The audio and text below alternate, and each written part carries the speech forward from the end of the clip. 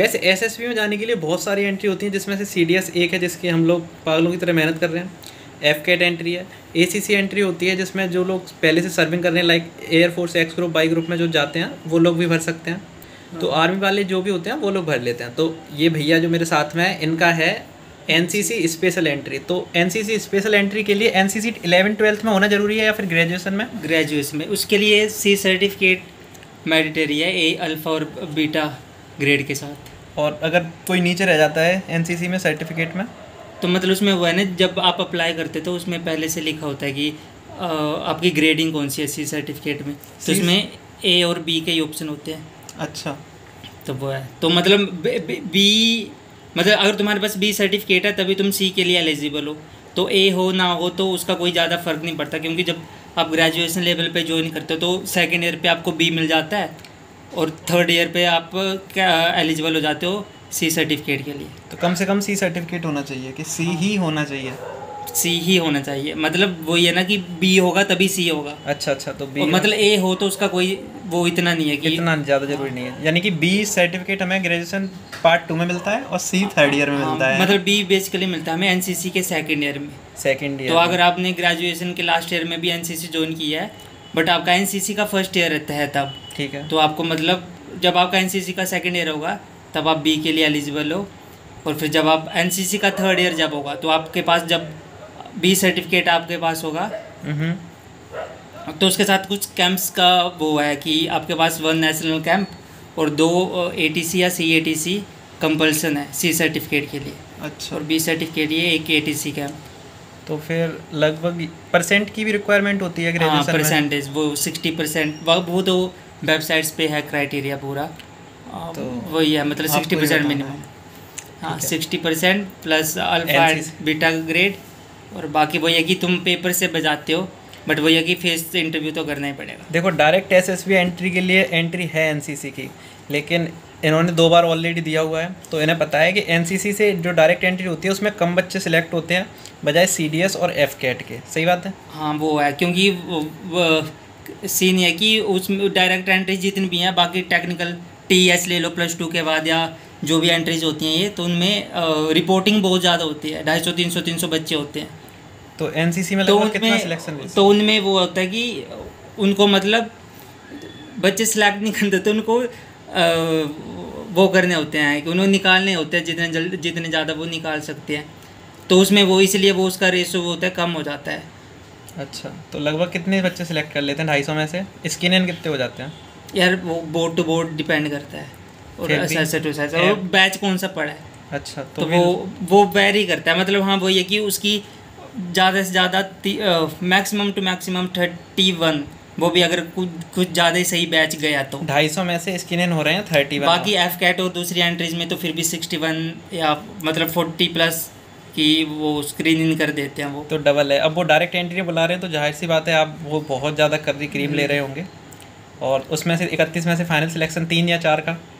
हाँ इतना मान लो पर बैच 10% है तो उसी का। और बाकी अगर आर्मी OTA के थ्रू जा रहे हो तो उसमें वो है कि 50 सीट्स हैं बट उसमें भी वो मेरिट लिस्ट में 31-30 इतने ही आते हैं वो। तो एनसीसी में सीटें कितनी होती हैं? 10% क्या हिसाब है?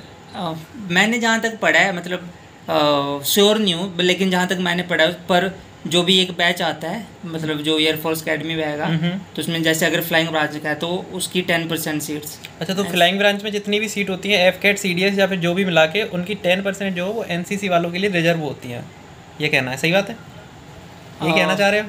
हाँ मतलब कुछ वो भी हो सकता है इसमें, एक बार अच्छा साइड चेक करने पड़ेगा, घुलमल भी हो सकती है। कुछ आगे पीछे हो सकता है तो वो मैं आपको कंफर्म बता दूंगा।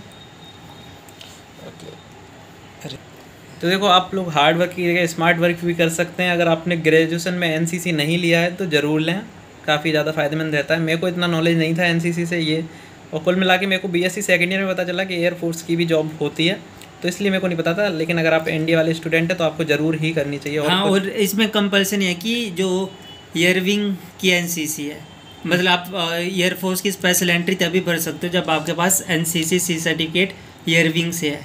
एयरविंग से? हाँ, तो उसमें ये फ़ायदा हो जाता है कि अगर एयरविंग से है तो आप एयरविंग की स्पेशल एंट्री, अगर आपके पास प्लस मैथ्स है 12th में, ठीक है, तो उसमें ये होता है कि आप एनसीसी या विंग वो एयरफोर्स की स्पेशल एंट्री दे सकते हो, प्लस आप ओटीए वाली भी दे सकते हो, स्पेशल एंट्री आर्मी वाली भी, अगर विंग से कराया आपने तो। हाँ, अगर एयर विंग से करा है। वह वैसे नेवल का भी है कि वो नेवल विंग का भी दे सकते हैं, बट उसमें कंपल्सन है कि बीटेक मांगते हैं वो, तो ये सिंपल ग्रेजुएशन नहीं मांगते। अच्छा, चॉइस होती है ना हमारी, हमें किससे करनी है, एयर विंग से या नेवल विंग से? हाँ, वो हमारी चॉइस होती है। और नेवी वाले अपना नेवी वाला तो देंगे, प्लस आर्मी वाला भी दे सकते हैं, पर आर्मी वालों के साथ ये वो हो जाता है कि वो जो आर्मी विंग के हैं वो तो अपना देंगे ही देंगे, पर वो एयरफोर्स को और नेवी का स्पेशल एंट्री नहीं दे सकते। लेकिन इसलिए फिर उसमें ये भी हो जाता है कि जो आर्मी वाली जो एसएसबी की स्पेशल एंट्री होती है ना, जो स्पेशल एंट्री होती है आर्मी वाली, तो उसमें आर्मी, एयरफोर्स और नेवी तीनों के बच्चे जाते हैं। अच्छा, तो उसमें तो वहाँ पे कंपटीशन इस करके भी ज़्यादा है, तो इसलिए वो मैक्सिमम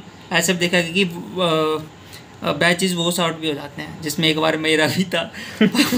कोई बात नहीं। हाँ, तो वो है कि आर्मी में वो, तो इसलिए आर्मी वाले बैचेस में इतनी ज़्यादा वो हो जाती है, क्योंकि उसमें एयरफोर्स वाले भी जाते हैं जिनकी एयर विंग है, नेवल विंग वाले भी जाते हैं, और आर्मी वाले तो जाएंगे ही जाएंगे। तो आर्मी और नेवी एयरफोर्स वालों का यह है कि इसमें एयरफोर्स वाले ही जाएंगे, एयरफोर्स की स्पेशल एंट्री में जिन्होंने एयर विंग से करी है, उसमें नेवी वाले और आर्मी वाले नहीं वो कर सकते। कुल मिला के आप एयर विंग से कर सकते हैं, उससे ज़्यादा फ़ायदा है आपको। और हम बाकी है कि बाकी आपकी चॉइस है, किस में जाना चाहते हैं। हाँ, वो है सब कुछ कि आपको फ्लाइंग मिल जाएगी एक बार, आपके एनसीसी जितने भी आप एनसीसी के 3 ईयर जितने भी आप दोगे एनसीसी को, तो एक फ्लाइंग कंपलसरी है, बाकी उसमें एक एक्स्ट्रा स्किट फायरिंग करवाते हैं।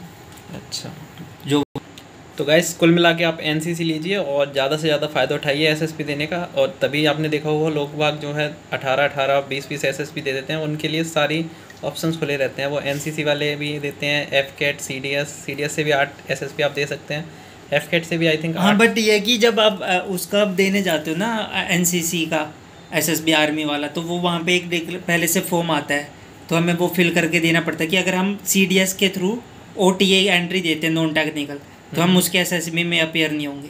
मतलब अगर मैं स्पेशल एंट्री दे रहा हूँ आर्मी विंग, आर्मी वाली है ना, तो उस टाइम पे मुझे एसएसबी के टाइम पे एक डिक्लेरेशन फॉर्म उनको सबमिट साइन करके देना होता है कि मैं ओटीए जो एससीडीएस के थ्रू अगर मैंने ओटीए क्लियर कर लिया, ओटीए के लिए अगर मैं एलिजिबल था और मतलब मेरा पास हो गया, तो मैं उसका एसएसबी नहीं दूंगा।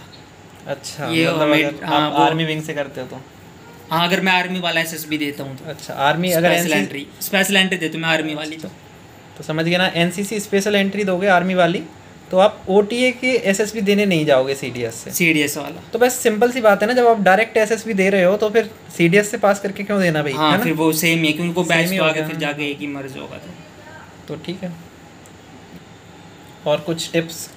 अभी तो कुछ नहीं, अभी हम कल जाने के बाद टिप्स देंगे। ठीक है, बाकी यही है कि अब हाँ, मतलब कई बार होता है ना कि कई बच्चे आते हैं कि एक दिन पहले पहुंचेंगे या रात को पहुंचेंगे, तो वो अगले दिन फिर वो थके आ रहे आएंगे। और वैसे भी एयरविंग वो इसकी एएफएसबीज में साइक भी सेम डे होता है जिस दिन स्क्रीनिंग होती है, तो मतलब थोड़ा वो है कि अपना टाइम एक दिन पहले थोड़ा आराम से, मतलब आराम से पहुंच जाएं सेंटर से पहले और आराम से दें।